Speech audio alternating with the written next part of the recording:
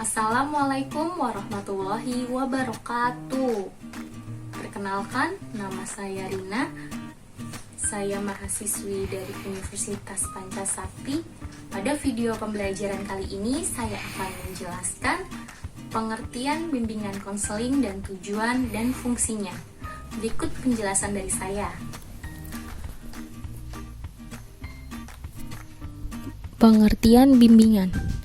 Bimbingan adalah proses bantuan yang berencana, sistematis, dan berkelanjutan yang diberikan oleh pembimbing kepada individu agar individu dapat mengembangkan diri secara optimal dan dapat menyesuaikan diri dengan lingkungan.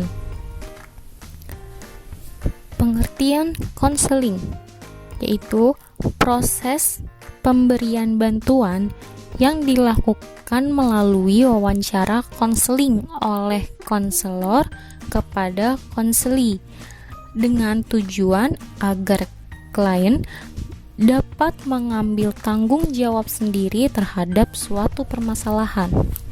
Jadi, pengertian bimbingan konseling adalah proses interaksi antara pembimbing atau konselor dengan klien, baik secara langsung yaitu tatap muka atau tidak langsung yaitu melalui media internet atau telepon, dalam rangka membantu klien agar dapat mengembangkan potensi dirinya atau memecahkan masalah yang dialaminya.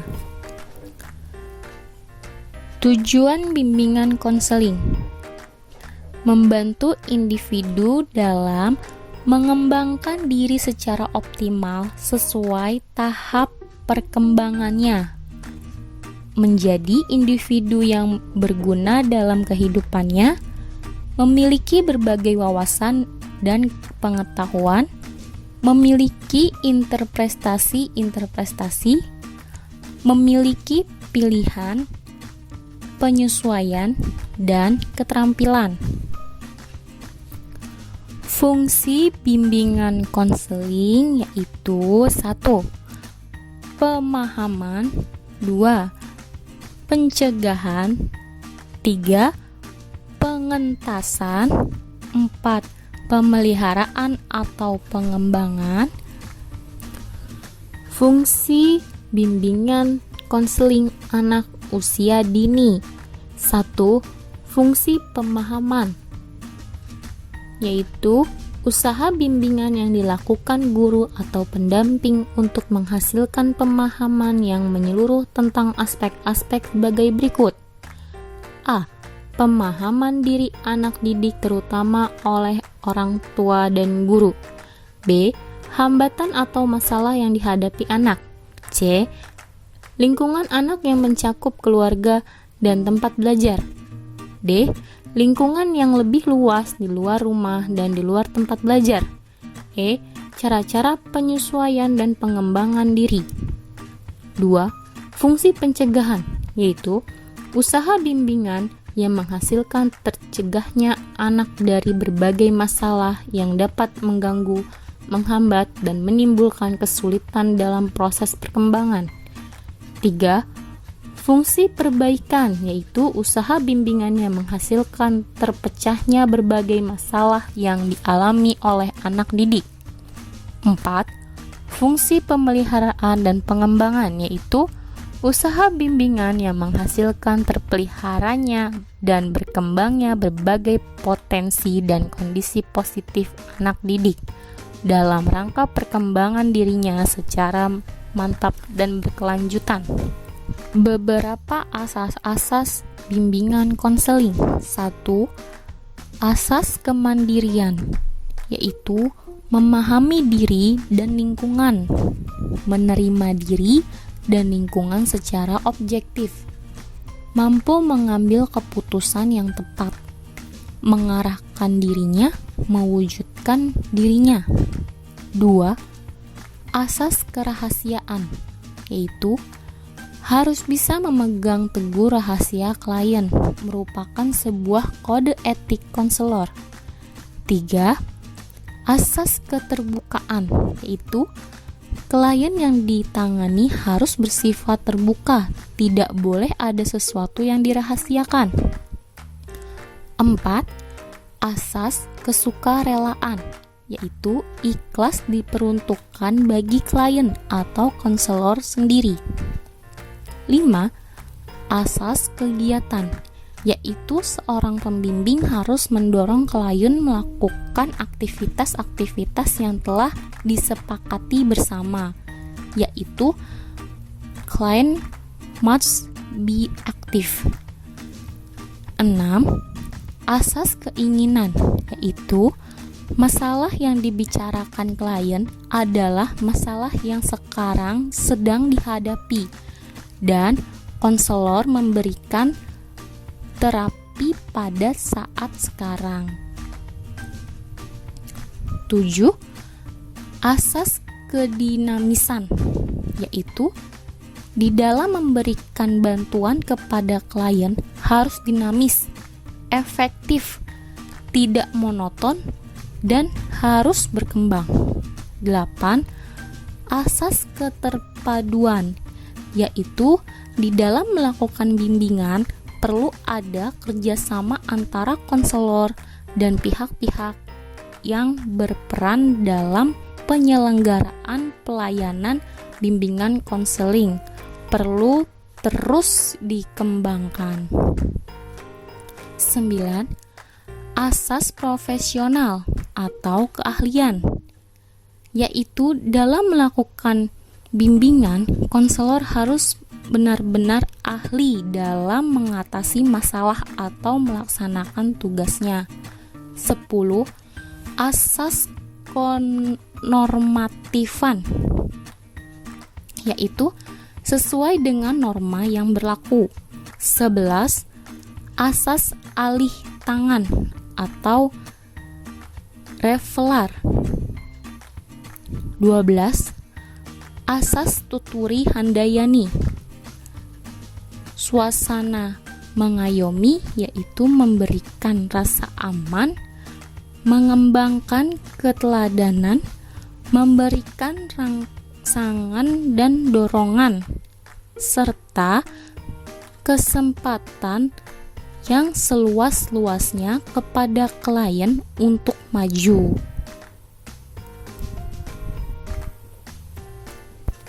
Jenis-jenis layanan bimbingan konseling.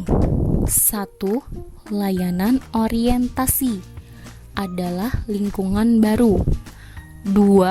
Layanan informasi adalah memahami berbagai informasi seperti informasi belajar, pergaulan, karir, pendidikan, lanjutan. Yang ketiga, layanan konten adalah pengembangan sikap dan kebiasaan belajar yang baik. 4. Layanan menempatan dan penyaluran. 5. Layanan konseling perorangan. 6. Layanan bimbingan kelompok. 7. Layanan konseling kelompok. 8. Konsultasi. 9. Mediasi. Bidang layanan bimbingan konseling adalah 1. Bimbingan pribadi sosial. 2. Bimbingan belajar. 3. Bimbingan karir. Pendekatan dalam bimbingan konseling. 1. Pelayanan dasar. 2. Pelayanan responsif.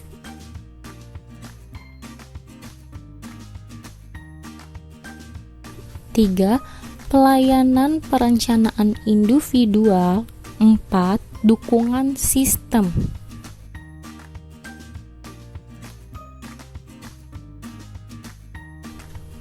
Berikut langkah-langkah bimbingan konseling, yaitu identifikasi masalah, analisis masalah, diagnosis, prognosis, treatment, evaluasi, dan tindak lanjut.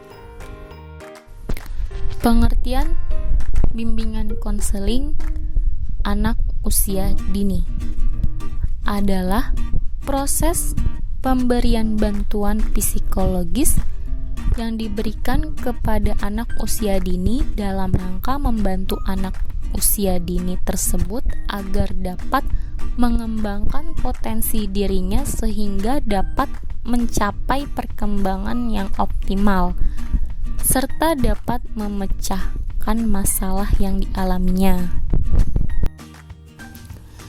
Tujuan bimbingan konseling anak usia dini yaitu lebih mengenal dirinya, mengetahui kemampuan, sifat, kebiasaan, dan kesenangannya, dapat mengembangkan potensi yang dimilikinya, dapat mengatasi kesulitan yang dihadapinya, dapat menyiapkan perkembangan mental dan sosial untuk masuk ke lembaga pendidikan selanjutnya.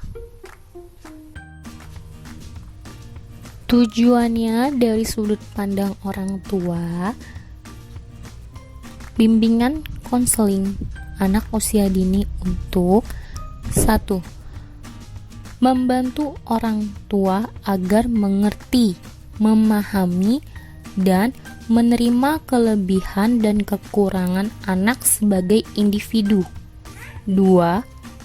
Membantu orang tua dalam mengatasi gangguan emosi pada anak yang ada hubungannya dengan situasi keluarga di rumah. 3. Membantu orang tua mengambil keputusan dalam memilih sekolah bagi anaknya sesuai dengan taraf kemampuan kecerdasan fisik dan indranya. 4. Memberikan informasi kepada orang tua untuk memecahkan masalah kesehatan anak. Fungsi bimbingan konseling anak usia dini. 1. Fungsi pemahaman, yaitu usaha bimbingan yang dilakukan guru atau pendamping untuk menghasilkan pemahaman yang menyeluruh tentang aspek-aspek sebagai berikut. A. Pemahaman diri anak didik terutama oleh orang tua dan guru. B. Hambatan atau masalah yang dihadapi anak. C. Lingkungan anak yang mencakup keluarga dan tempat belajar. D. Lingkungan yang lebih luas di luar rumah dan di luar tempat belajar. E.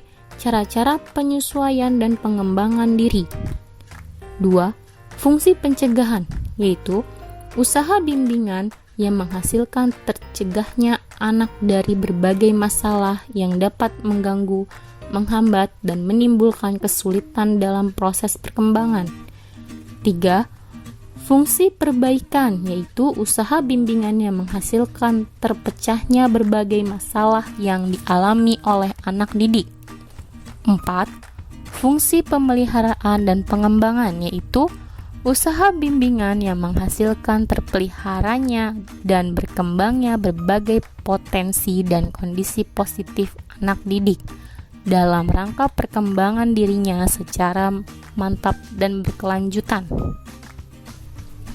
Prinsip bimbingan konseling anak usia dini. 1. Bimbingan merupakan bagian penting dari proses pendidikan. 2. Bimbingan diberikan kepada semua anak dan bukan hanya untuk anak yang menghadapi masalah. 3. Bimbingan merupakan proses yang menyatu dalam semua kegiatan pendidikan. 4. Bimbingan harus berpusat pada anak yang dibimbing. 5. Kegiatan bimbingan mencakup seluruh kemampuan perkembangan anak yang meliputi kemampuan fisik, motorik, kecerdasan, sosial maupun emosional. 6. Bimbingan harus dimulai dengan mengenal, yaitu mengidentifikasi kebutuhan-kebutuhan yang dirasakan anak. 7. Bimbingan harus fleksibel dan sesuai dengan kebutuhan serta perkembangan anak. 8. Dalam menyampaikan permasalahan anak kepada orang tua, hendaknya menciptakan situasi aman dan menyenangkan, sehingga memungkinkan terjadinya komunikasi yang wajar dan terhindar dari kesalahpahaman. 9. Dalam maksimalkan kegiatan bimbingan, hendaknya orang tua diikut sertakan agar mereka dapat mengikuti perkembangan dan memberikan bantuan kepada anaknya di rumah. 10. Bimbingan dilakukan seoptimal mungkin sesuai dengan kemampuan yang dimiliki guru atau pendamping sebagai pelaksana bimbingan. Bila mana masalah yang terjadi perlu ditindaklanjuti, maka guru pendamping harus mengonsultasikan kepada kepala sekolah dan tenaga ahli. 11. Bimbingan harus diberikan secara berkelanjutan. Ciri-ciri bimbingan konseling anak usia dini, yaitu proses bimbingan konseling harus disesuaikan dengan pola pikir dan pemahaman anak. Pelaksanaan bimbingan terintegrasi dengan pembelajaran. Waktu pelaksanaan bimbingan sangat terbatas. Pelaksanaan bimbingan dilaksanakan dalam nuansa bermain. Adanya keterlibatan teman sebaya dan adanya keterlibatan orang tua. Program bimbingan konseling anak usia dini. Parenting, konseling, penempatan kegiatan ekstrakurikuler, homeroom program, karya wisata atau play trip, diskusi kelompok, kegiatan kelompok, keorganisasian, sosiodrama, dan psikodrama. Pendekatan layanan bimbingan konseling anak usia dini. 1. Pendekatan instruksional. 2. Pendekatan interaktif. 3. Pendekatan dukungan sistem. 4. Pendekatan pengembangan diri. Bidang layanan bimbingan konseling adalah 1. Bimbingan pribadi sosial. 2. Bimbingan belajar. 3. Bimbingan karir.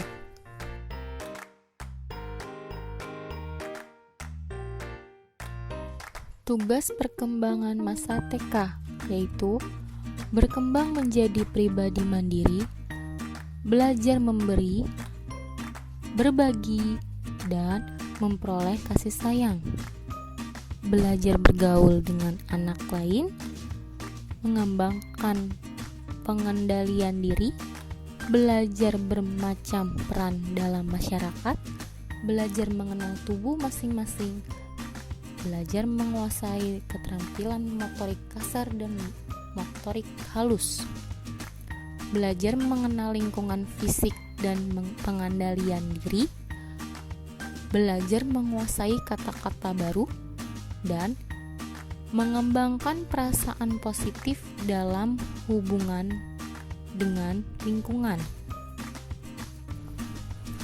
Asumsi tingkah laku bermasalah.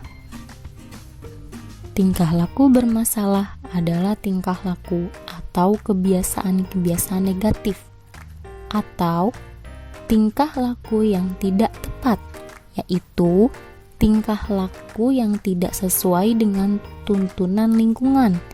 Tingkah laku yang salah hakikatnya terbentuk dari cara belajar atau lingkungan yang salah. Manusia bermasalah mempunyai kecenderungan merespon tingkah laku yang negatif dari lingkungannya. Anak bermasalah. Anak bermasalah usia TK 4-6 tahun yang memiliki perilaku non-normatif, yaitu perilaku yang tidak sesuai, dapat dilihat dari tingkat perkembangannya atau mengalami kesulitan dalam menyesuaikan diri baik pada waktu belajar maupun dalam aktivitas bermain di sekolah atau di rumah.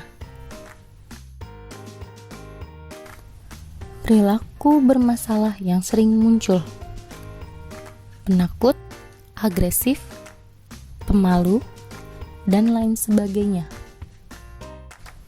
Respon guru yaitu saat menghadapi emosi negatif anak, guru menciptakan hubungan yang akrab, sabar menghadapi anak yang sedih, marah, atau ketakutan, dan tidak marah jika menghadapi emosi anak.